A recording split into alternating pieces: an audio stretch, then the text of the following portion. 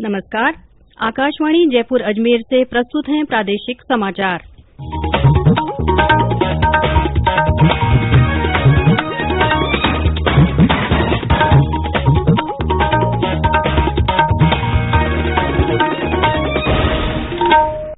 मुख्य समाचार।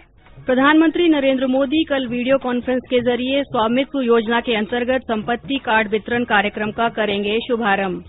मुख्यमंत्री अशोक गहलोत ने प्रदेशवासियों से कोरोना महामारी को देखते हुए दीपावली पर पटाखों के उपयोग से बचने की अपील की।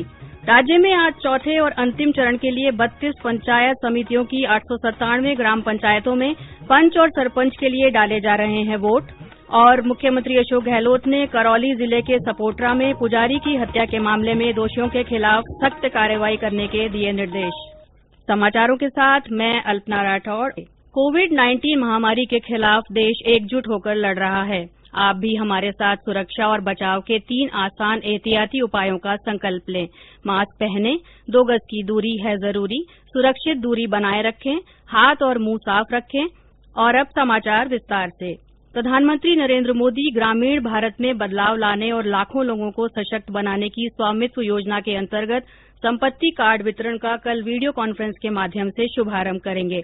इस वर्ष अप्रैल में शुरू की गई स्वामित्व योजना का उद्देश्य ग्रामीण क्षेत्रों में मकान मालिकों को मकान के अधिकार का रिकॉर्ड उपलब्ध कराना और संपत्ति कार्ड जारी करना है। यह योजना 4 वर्ष की अवधि में समूचे देश में चरणबद्ध रूप से लागू की जाएगी और इसके अंतर्गत लगभग 6,62,000 गांवों में संपत्ति कार्ड जारी किए जाएंगे। इस योजना में लगभग 1 लाख संपत्ति धारक अपने मोबाइल फोन पर मिले SMS लिंक के जरिए संपत्ति कार्ड डाउनलोड कर सकेंगे। इसके बाद संबंधित राज्य सरकारें व्यक्तिगत रूप से संपत्ति कार्डों का वितरण करेंगी। मुख्यमंत्री अशोक गहलोत ने विशेषज्ञ चिकित्सकों की सलाह के आधार पर प्रदेशवासियों से अपील की है कि वे कोरोना महामारी को देखते हुए इस वर्ष दीपावली का त्यौहार स्व अनुशासन में रहकर मनाएं और पटाखों के प्रयोग से बचें। श्री गहलोत ने जयपुर में वीडियो कॉन्फ्रेंस के जरिए प्रदेश में कोरोना संक्रमण की स्थिति पर विशेषज्ञ चिकित्सकों के साथ गहन विचार विमर्श किया। बैठक में सभी विशेषज्ञों की राय थी कि पटाखों से होने वाला धुआं और प्रदूषण आम जन के साथ साथ कोरोना संक्रमित रोगियों तथा इससे ठीक हुए व्यक्तियों के लिए विशेष रूप से घातक है। मुख्यमंत्री ने कहा कि सर्वोच्च न्यायालय ने कई बार आतिशबाजी से होने वाले प्रदूषण को नियंत्रित करने के लिए दिशा निर्देश जारी किए हैं। श्री गहलोत ने चिकित्सकों को निर्देश दिए कि वे कोरोना वायरस के पैटर्न में बदलाव का अध्ययन कर अपने चिकित्सकीय प्रोटोकॉल निर्धारित करें। उन्होंने कहा कि यह देखने में आ रहा है कि संक्रमित रोगियों के नेगेटिव होने के बाद भी उन पर वायरस का असर बरकरार रहता है। विभिन्न जिलों में कोरोना रोगियों का इलाज कर रहे डॉक्टरों के साथ इस पैटर्न की जानकारी साझा करें और उन्हें बेहतर इलाज के लिए समय समय पर समुचित सलाह देते रहें।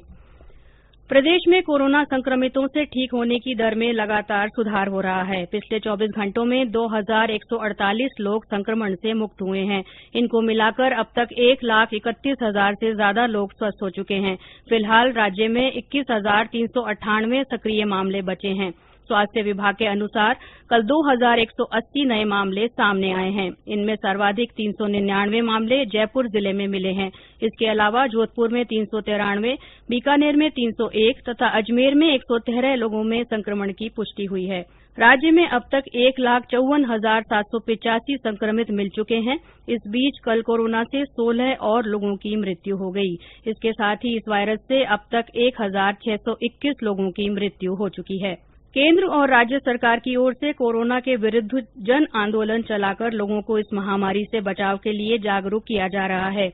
इस कड़ी में पूर्व miss world second runner up और मिस वर्ल्ड एशिया सुमन राव ने लोगों से मास्क लगाने और सोशल डिस्टेंसिंग बनाए रखने की अपील की है। मैं Suman Rao, Miss World 2019 second runner up and Miss World Asia 2019। देशवासियों से मेरी अपील है कि कोरोना संक्रमण का मुकाबला करने के लिए सरकार ने जन आंदोलन छेड़ रखा है।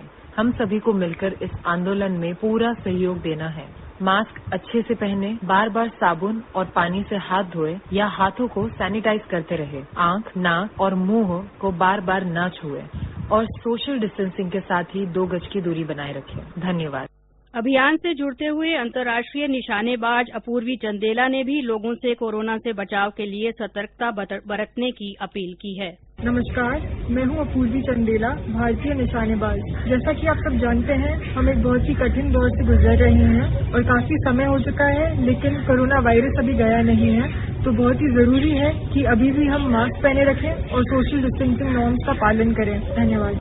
ये समाचार आकाशवाणी जयपुर अजमेर से प्रसारित किए जा रहे हैं। प्रादेशिक समाचार बुलेटिन आप हमारे ट्विटर हैंडल @AIRnews_जयपुर पर फॉलो कर सकते हैं।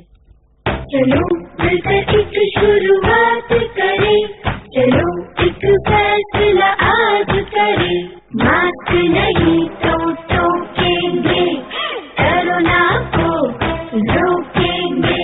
चलो एक इरादा करते हैं, चलो कुछ वादा करते हैं, मास्क नहीं तो टोकेंगे, कोरोना को रोकेंगे।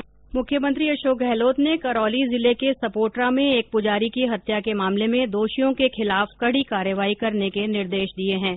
करौली जिला पुलिस अधीक्षक मृदुल कछावा ने बताया कि मामले में मुख्य आरोपी को गिरफ्तार कर हत्या का मामला दर्ज कर लिया गया है। अन्य आरोपियों की तलाश की जा रही है। इधर भारतीय जनता पार्टी ने इस मामले की जांच के लिए सांसद रामचरण बोहरा, राष्ट्रीय सचिव अलका गुर्जर और भाजपा युवा मोर्चा के पूर्व महामंत्री जितेंद्र मीणा की एक समिति गठित की है, जो जांच करके रिपोर्ट पार्टी अध्यक्ष डॉ सतीश पूनिया को देगी। इस बीच उपनेता प्रतिपक्ष राजेंद्र राठौड़ ने घटना की निंदा करते हुए राज्य सरकार पर आरोप लगाया है कि प्रदेश में कानून व्यवस्था की हालत खराब है। केंद्रीय मंत्री रामविलास पासवान का अंतिम संस्कार आज दोपहर पटना में पूरे राजकीय सम्मान के साथ किया जाएगा। श्री पासवान का गुरुवार शाम को दिल्ली के एक निजी अस्पताल में निधन हो गया था। उनका पार्थिव शरीर कल रात विमान से पटना पहुंचा, जहां उनका पार्थिव शरीर आज सुबह अंतिम दर्शनों के लिए लोक जनशक्ति पार्टी मुख्यालय में रखा गया है। राष्ट्रपति रामनाथ कोविंद और प्रधानमंत्री नरेंद्र मोदी ने कल दिल्ली में श्री पासवान के निवास स्थल पर जाकर दिवंगत नेता को श्रद्धांजलि अर्पित की और परिवार के लोगों को सांत्वना दी। प्रदेश में चौथे और अंतिम चरण में आज 32 पंचायत समितियों की 897 ग्राम पंचायतों में पंच और सरपंच पद के लिए वोट डाले जा रहे हैं। वहीं जयपुर जिले की चाकसू, तुंगा, शाहपुरा और सांभर लेक पंचायत समितियों की 107 ग्राम पंचायतों में शांतिपूर्ण मतदान चल रहा है। मतदान शाम 5:30 बजे तक चलेगा। इस चुनाव में 30 लाख से ज्यादा मतदाता मताधिकार का इस्तेमाल कर सकेंगे। इसी चरण में 26 सरपंच और 3714 पंच पहले ही निर्विरोध निर्वाचित हो चुके हैं। चुनाव आयुक्त प्रेम सिंह मेहरा ने मतदाताओं से मास्क लगाकर जाने और कोरोना संबंधी सभी प्रोटोकॉल का पालन करने के निर्देश दिए हैं। सूचना और प्रसारण मंत्रालय ने एक परामर्श जारी कर निजी टेलीविजन चैनलों को केबल टेलीविजन नेटवर्क अधिनियम 1995 के अंतर्गत प्रोग्राम कोड का पालन करने की सलाह दी है। इसके तहत किसी भी कार्यक्रम में झूठ, संकेतात्मक भाषा, आधा अधूरा सच, अश्लील और अपमानजनक सामग्री नहीं प्रसारित की जानी चाहिए। कार्यक्रम में किसी भी व्यक्ति या समूह और उनके सामाजिक, सार्वजनिक और नैतिक जीवन की आलोचना, दुर्भावना या बदनामी नहीं होनी चाहिए। प्रदेश में कोरोना जागरूकता के लिए राज्य सरकार और विभिन्न सामाजिक संगठनों की ओर से कई कार्यक्रम आयोजित किए जा रहे हैं। राजधानी जयपुर में कल नगर निगम ग्रेटर जयपुर के झोटवाड़ा और हेरिटेज जयपुर के सिविल लाइंस जोन कार्यालय उद्घाटन के अवसर पर कृषि और पशु पालन मंत्री लालचंद कटारिया ने लोगों को इस महामारी के प्रति जागरूक किया। इस दौरान उन्होंने जोन कार्यालय के प्रवेश द्वार पर खुद पहनो सभी को पहनाओ कोरोना से जान बचाओ स्लोगन लिखा, स्टीकर चिपकाया और लोगों को मास्क वितरित किए। वहीं परिवहन मंत्री प्रताप सिंह खाचरियावास ने शास्त्रीनगर में सिविल लाइन जोन कार्यालय का उद्घाटन महिला कोरोना वॉरियर्स से करवाया। उन्होंने कहा कि कोरोना के विरुद्ध लड़ाई में सफाई कर्मियों ने महत्वपूर्ण भूमिका निभाई है। और अंत में मुख्य समाचार एक बार फिर। प्रधानमंत्री नरेंद्र मोदी कल वीडियो कॉन्फ्रेंस के जरिए स्वामित्व योजना के अंतर्गत संपत्ति कार्ड वितरण कार्यक्रम का शुभारंभ करेंगे। मुख्यमंत्री अशोक गहलोत ने प्रदेशवासियों से कोरोना महामारी को देखते हुए दीपावली पर पटाखों के प्रयोग से बचने की अपील की है।